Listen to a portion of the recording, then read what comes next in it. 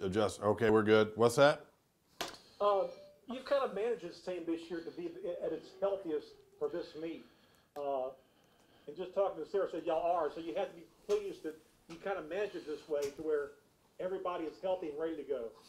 Yeah, I mean we are for what it's worth, and it's worth a lot that we're as healthy or healthier than we've been this time of year in several years, and so yeah, we were kind of lamenting about that this morning, about looking around the lobby when we were getting ready to board the bus, and everybody's walking, so it was good. No limping. No. I mean, was that something? I mean, I guess when you took over as coach, I mean, not different than DD, but everybody manages their teams the way they want them.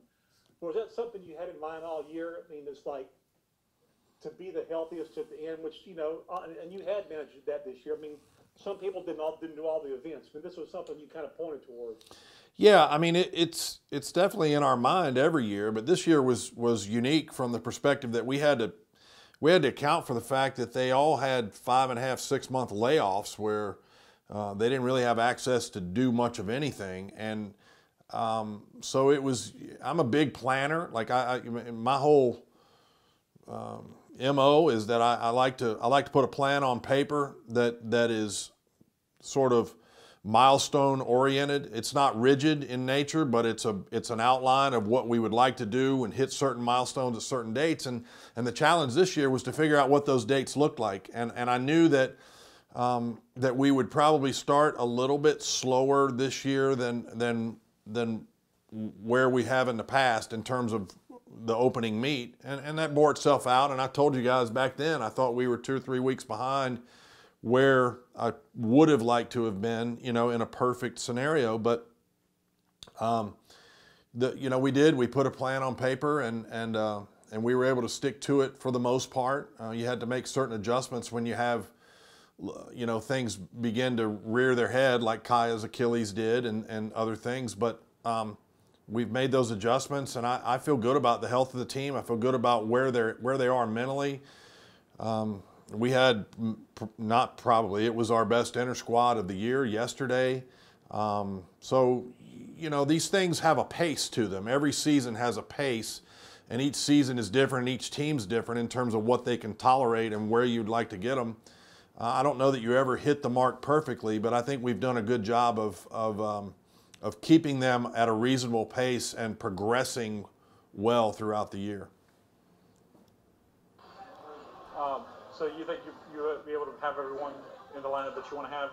The three, you got the 3 all-arounders. Yeah. And what about Reagan competing? Reagan has looked a whole lot better the last 2 weeks, and Reagan will be in our lineup on balance beam at least. And the other 3 doing all around?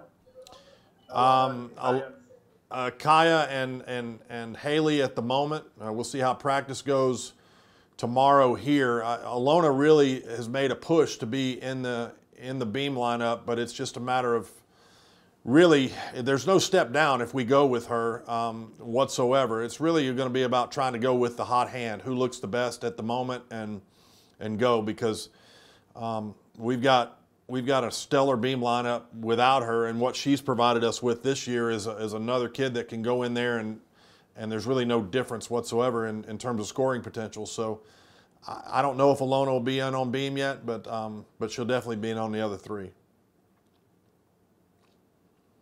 Never talked about the need to enjoy what you do. Obviously, when you do what you all do as often as you do it every week with this routine and such, and you know what your team can do at this point. Is that really what it comes down to? It's relaxing and whatever, purple zone, whatever that you want to call it. Yeah, I mean, with us, it's this year's different. I was thinking the other day and talking to Bugs and Bob, and last year we didn't get to have a postseason, and these freshmen have never been to a postseason. So, and I don't know the statistics, but my guess is something better than 70% of our scores are coming from those 2 classes. So something in that range. I don't know. Don't quote me on that. But so it's interesting because this will be, this is a totally new deal for everybody but our seniors, really, in terms of getting on the podium, getting in a championship environment, experiencing the pace of this meet.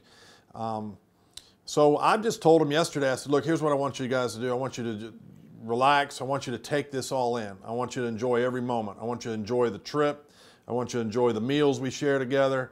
I want you guys to just really take each moment and be present and enjoy this process because, we've got a great team and we know that. And but I really just want them to kind of celebrate what they've been able to accomplish already so far in a year that was, a lot of people didn't know. As coaches around the country, we weren't sure. There's programs all over the country that have had 1 or 2 meets. There's a program that had 2 meets in the Big Ten and canceled the rest of their season. There's conferences that couldn't get their season together, and we are fortunate enough that not only LSU but the SEC as a whole did a great job managing this whole situation. And so, regardless of outcome, and make no mistake, we're not here we are here to win it. But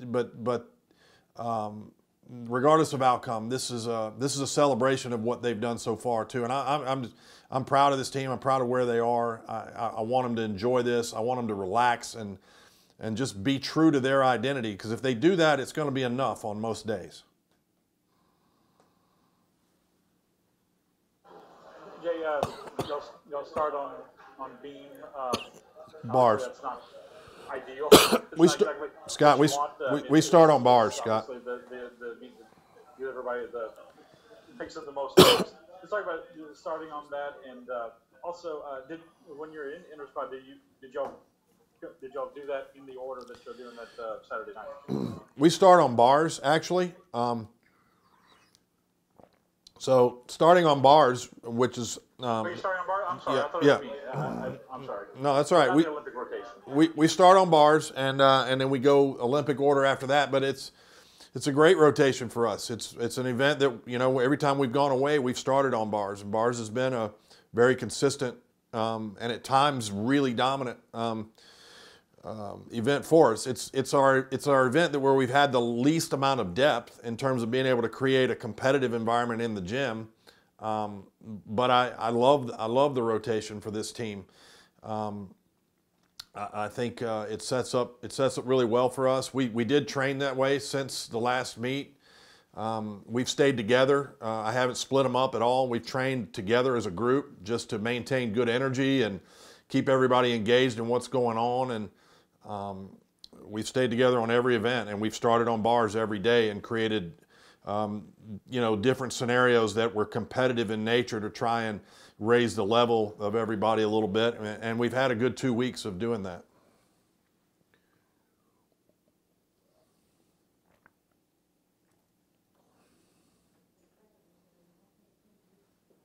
Good. I have one more question.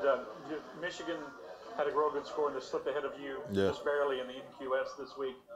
I know you said you want to have fun and obviously being relaxed is a good way to approach competition. But are you kind of watching the rankings? I mean, how important is it to try to get a #1 national seed? How absolutely vital is it to have one to be in the top 4? Or do you think they'll take some other factors into account? I wish it was important. I wish that there was a reward in our sport the way that there are in other sports for being a 1 seed, but there's not. Because if we're a 1 seed, it's already predetermined. They do a draw, and we get the joy of being the 1 seed. You get rewarded by starting on balance beam. So every 1 seed. I have pushed for a long time. I think if you end the season as a 1 seed, you ought to be able to choose your rotation when you get to the regional site. And then the #2 seed gets to choose from what's left, and so on and so on. There's no advantage whatsoever. It's nice from a perception standpoint to be the 1 seed, but I've seen a lot of times where a 3 seed who's a really good team comes in and ruins everybody's day. So it really, I think we'll be a 1 seed. I think we are 1 seed in terms of what our team is. But I don't know that it really doesn't matter. I don't even know where the 2 seeds start, but it might turn out to be better if we wound up a 2, for all I know. I mean, it's a mild irritant that we have this system in our sport where you can achieve, you can come out of the gate prepared, you can achieve all year long, and then get to the postseason and unlike any other sport, there's no reward for it whatsoever. Even in the college football playoff, 1 plays 4.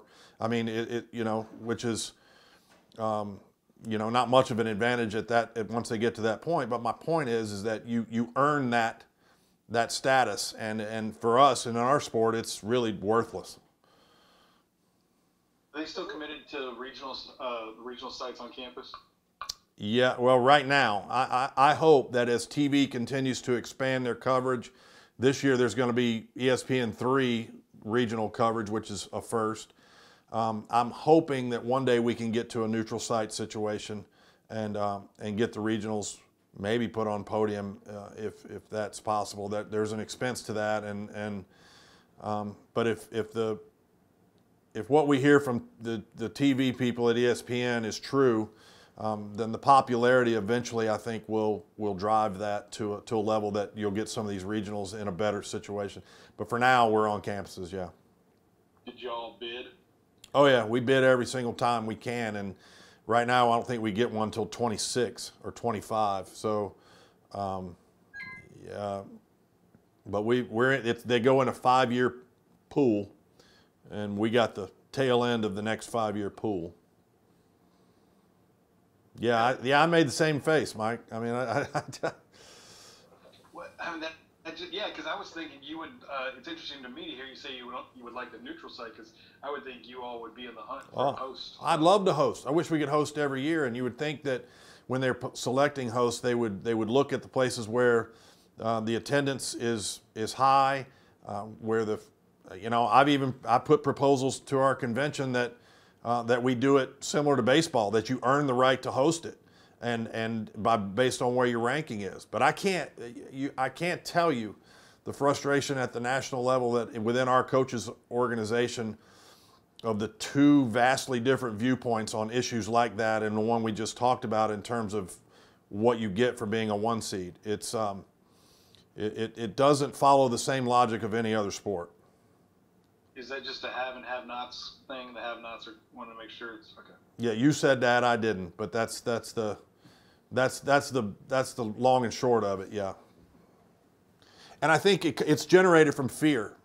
We want parity, and I agree we want parity, but I don't want a level of manufactured parity that is not real even to the layperson who doesn't understand our sport. And I think not always, but sometimes we get dangerously close to creating something like that. Like you said, it seems like a very obvious and easy way to reward success too.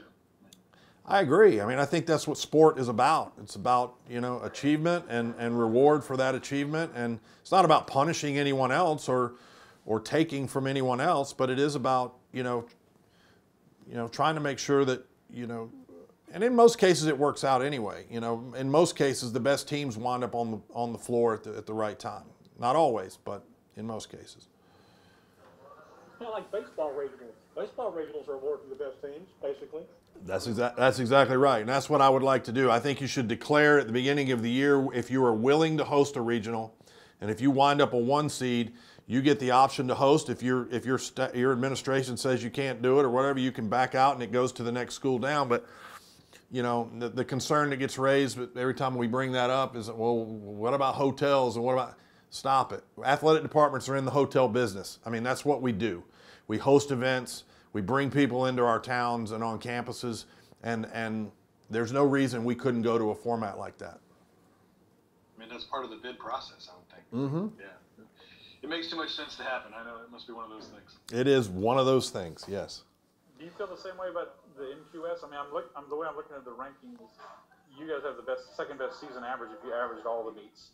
Yeah. But y'all are number 4 in the MQS. Well, I've long been an advocate for going straight average, not because I think it benefits one school or another, but because I think it's easier to understand.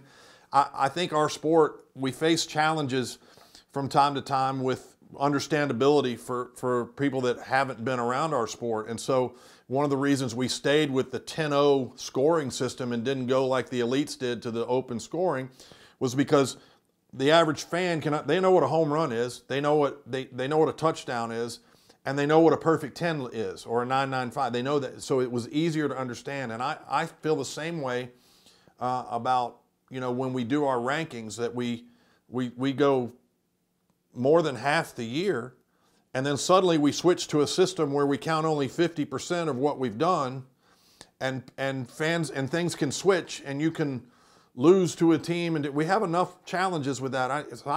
I've always been a proponent. I've probably written the proposal to go straight average maybe 10 times at our convention. And in some years it would have hurt me, and in other years it would have helped.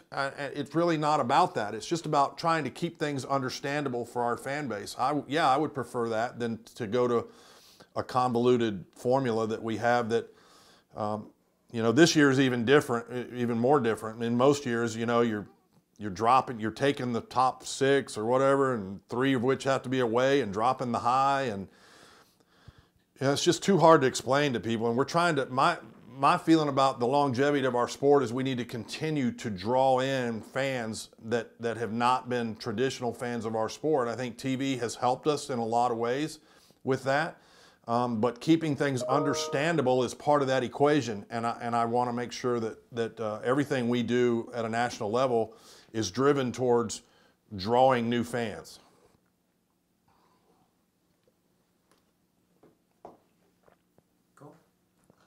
Always good chatting with you. All right, guys. Thank you so. Learn something new on every one of these. Well, I know we. Is Brandon still there? Yeah, I didn't mean to get off on a tangent with y'all. We were talking about SECs, but yeah. No, it all ties in. It's all good. Take care. Brandon, is this the Zoom link we'll use Saturday night?